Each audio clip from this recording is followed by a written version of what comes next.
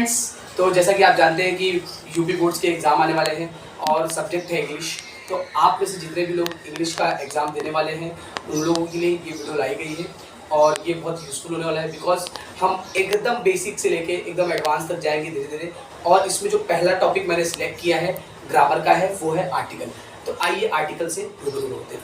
ठीक है, चलिए।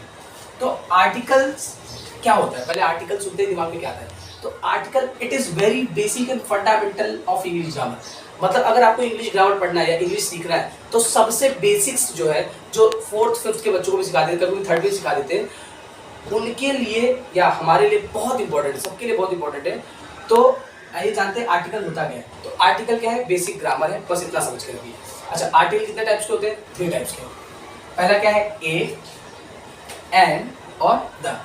फर्स्ट आपका क्या है? ए, सेकंड क्या है? एन, थर्ड क्या है? द। ठीक है, इतना समझ में आ गया? हाँ भैया, आर्टिकल बहुत बेसिक ग्रामर है और आर्टिकल के 3 टाइप है।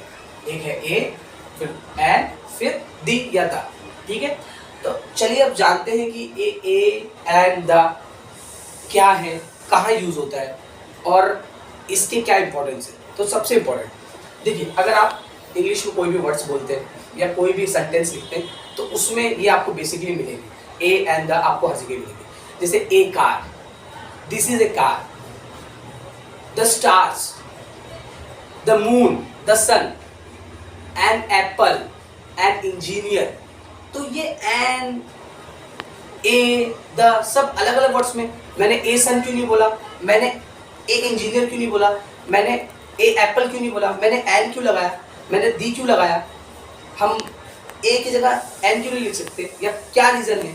तो वो सब क्वेश्चन जो भी आपके दिमाग में चल रहे हैं या नहीं भी चल रहे हो या फिर अभी आए होंगे, तो वो सारे क्वेश्चन का आंसर आज हम निकालेंगे यहाँ पे। तो वीडियो में बने रहिए और देखते रहिए और नोट्स बना लीजिए, बुक और पेन निकालो, क्योंकि नोट्स के बिना आप पढ़ नहीं पाएंगे, फिर आपका रिवीजन में बहुत प्रॉब्लम होगा। चलिए देखते हैं। तो फर्स्ट इसमें क्या है? ए, सेकंड एन, फिर द। पहले मैं आपको थोड़ा हटाने की कोशिश कर रहा हूँ कि ये क्या है? A and the. जिनको बिल्कुल नहीं आता उनके लिए बहुत बेसिक है। ठीक है, तो जो ए है वो कहाँ यूज होता है, जो एन है वो कहाँ यूज होता है और जो द है वो कहाँ यूज होता है, ये देखने के लिए हमें पहले जानना होगा ABCD। अब आप पूछेंगे सर ABCD आप ABCD से ही आया है, क्योंकि ABCD जो है वो बहुत फंडामेंटल है, वही मूल है, वही सब कुछ निकला है। ठीक है, आप देखेंगे आपके इंग्लिश के टेक्स्ट बुक पे पूरा इंग्लिश ही है, ABCD, उसके अलावा कुछ नहीं है, लेकिन आता नहीं है। चलिए देखते हैं। तो अगर हम देखें A to Z, आपके इंग्लिश के टेक्स्ट बुक पे पूरा इंग्लिश ही है, ABCD, उसके अलावा कुछ नहीं है, लेकिन आता नहीं है। चलिए देखते हैं। तो अगर हम देखें A to Z में टोटल 26 लेटर्स होते हैं। कितने लेटर्स होते हैं? 26 letters are there in A to Z, या 26 अल्फाबेट्स बोल सकता है। तो वो 26 में से 5 A, E, I, O, U, ये जो 5 है उनको क्या कहा जाता है? वोवेल्स। क्या कहा जाता है? वोवेल्स। और बाकी जो बचता है इससे उसको क्या कहा जाता है? कॉन्सोनेंट। क्या कहा जाता है? कॉन्सोनेंट। अच्छा सर, आपने वोवेल्स यहाँ क्यों लिखाया, आपने कॉन्सोनेंट यहाँ क्यों लिखाया? क्योंकि मैं आपको ये बताना चाहता हूँ कि जो एन है वो वहीं पे यूज होगा या वहीं पे लगा रहेगा जिस वर्ड का, जिस शब्द का पहला लेटर या पहला अक्षर वोवेल होगा। Vowel means AEIOU। Vowel means AEIOU। ठीक है। अच्छा भैया, आपने ये कॉन्सोनेंट की तरफ इसको क्यों दिखाया, ए को क्यों दिखाया? क्योंकि जहां पर भी कॉन्सोनेंट आएगा उसके आगे ए लगाएगा। कहां पर आएगा?